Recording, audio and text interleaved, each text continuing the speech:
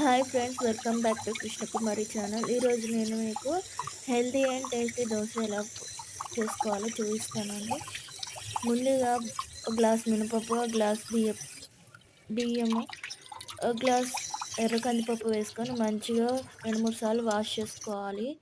ఇలా వాష్ చేసుకున్న వాటిని మిక్సీలో వేసి మిక్సీ పట్టేసుకొని పిండికి మెత్తగా చేసుకోవాలి.